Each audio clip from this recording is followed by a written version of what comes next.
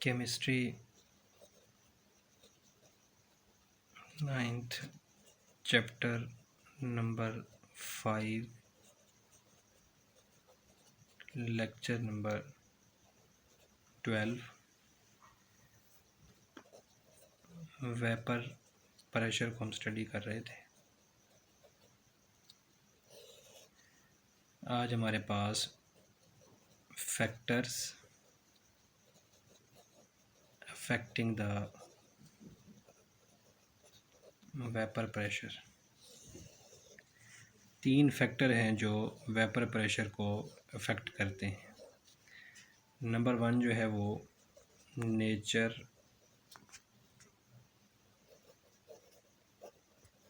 Of liquid है।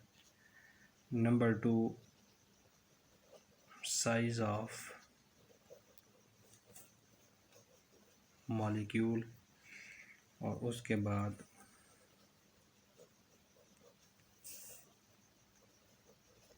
Temperature है। तो अगर हम सबसे पहले नेचर ऑफ लिक्विड को देखें, 2 तरह के लिक्विड होते हैं। एक हमारे पास जो है वो पोलर लिक्विड होगा, इसमें स्ट्रॉन्ग इंटरमॉलिक्यूलर फोर्सेस होंगी। दूसरी जो हमारे पास टाइप होगी वो होगा नॉन पोलर लिक्विड। एक पोलर लिक्विड, दूसरा नॉन पोलर लिक्विड। और नॉन पोलर लिक्विड में वीक इंटरमॉलिक्यूलर फोर्सेस होंगी as compared to the polar liquid. So ये जो वीक इंटरमॉलिक्यूलर फोर्सेस हैं ये जल्दी ब्रेक हो जाती हैं, ईज़िली ब्रेक हो जाती हैं। जिस वक्त ये ईज़िली ब्रेक हो जाएंगी तो जो लिक्विड जो है वो वेपोराइज हो जाएगा, और ये डिफ़िकल्ट टू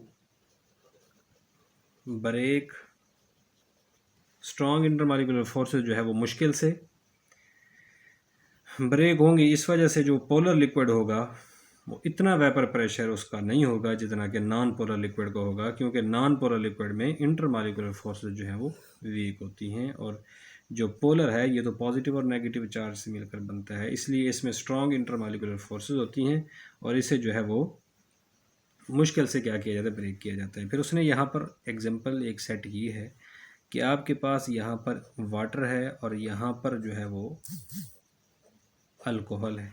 वाटर जो है वो पोलर लिक्विड है, और उसके बाद इसमें अगर देखा जाए और इंटरमॉलिक्यूलर फोर्सेस जो है वो स्ट्रॉन्ग होती हैं, और इसको अगर देखा जाए तो इसमें जो इंटरमॉलिक्यूलर फोर्सेस होती हैं वो वीक होती हैं। तो वेपर प्रेशर किसका जो है ना वो ज़्यादा होगा, ज़ाहिर सी बात है जिसमें इंटरमॉलिक्यूलर फोर्सेस वीक होंगी उसका वेपर प्रेशर जो है वो ज़्यादा होगा एज़ कम्पेयर टू द उसके कि जिसमें इंटरमॉलिक्यूलर फोर्सेस जो है वो स्ट्रॉन्ग होंगी। तो ये था nature of liquid. Nature of liquid में 2 टाइप की नेचर को आपने याद रखना है, एक पोलर नेचर होती है, दूसरी नॉन पोलर होती है। पोलर में स्ट्रॉन्ग इंटरमॉलिक्यूलर फोर्सेस होती हैं, डिफ़िकल्ट टू ब्रेक, जब ब्रेक ही नहीं होंगी तो वो वेपोराइज नहीं होगा। और नॉन पोलर लिक्विड में देखें तो इसमें वीक इंटरमॉलिक्यूलर फोर्सेस होती हैं, ईजिली ब्रेक हो जाती हैं, इस वजह से नॉन पोलर लिक्विड का वेपर प्रेशर जो है वो ज़्यादा होता है। और उसके बाद अगर हम सेकंड फैक्टर को देखें तो वो आपके पास है साइज़ ऑफ मॉलिक्यूल। साइज़ भी 2 तरह के होते हैं। एक साइज़ जो है वो आपके पास बिग साइज़ होगा, और दूसरा साइज़ जो है वो स्मॉल साइज़ होगा। अब उसने एग्जांपल भी दी है बिग साइज़ और स्मॉल साइज़ की। स्मॉल साइज़ जो है वो इजीली वेपोराइज हो जाएगा और ज़्यादा प्रेशर एक्सर्ट करेगा, और बिग साइज़ मॉलिक्यूल होगा वो टाइम लेगा जो है ना वो उसे वेपोराइज होने में, तो इसलिए ये मुश्किल से होता है। उसने यहाँ पर एक डीकेन की दी है C10H22, और स्मॉल साइज़ की एग्जांपल यहाँ पर दी है उसने C6H14। ये फार्मूला होता है CnH2n+2, मतलब कि ये 10 थे, 10 + 10 + 2 करके 22, यहाँ पर 6 हैं, 6 + 6 12 प्लस 2 करके ये 14। इसका नाम जो है वो आपके पास हेक्सेन है, और ये आपके पास जो थी ये है डीकेन। अब साइज़ में कौन बड़ा है? डीकेन बड़ी है, क्योंकि इसमें 10 कार्बन है, और जो है ना ये जो हेक्सेन है इसमें 6 कार्बन है। तो साइज़ जिसका समाल होगा उसमें इंटरमॉलिक्यूलर फोर्सेस जल्दी ब्रेक हो जाएंगी और वो जल्दी जो है वो वेपोराइज हो जाएगा, जबकि ये टाइम लेगा। तो यहाँ पर जैसे नॉन पोलर लिक्विड का वेपर प्रेशर जो है वो ज़्यादा होता है, तो इसी तरह स्मॉल साइज़ भी जल्दी वेपर्स में चेंज हो जाते हैं। तो ये याद रखना है, पोलर स्ट्रॉन्ग इंटरमॉलिक्यूलर फोर्सेस की वजह से इनका वेपर प्रेशर कम होता है। इसी तरह बिग साइज़ मॉलिक्यूल जो है ये, इनका भी वेपर प्रेशर जो है वो कम होता है। उसके बाद जो है हमारे पास थर्ड और लास्ट जो है वो फैक्टर है टेम्परेचर। तो इसके बारे में मैं आपको पहले बता चुका हूँ कि टेम्परेचर जहाँ पर भी आएगा इसका रिलेशन जो है वो डायरेक्ट ही होगा, चाहे वो एवापोरेशन हो या वेपर प्रेशर।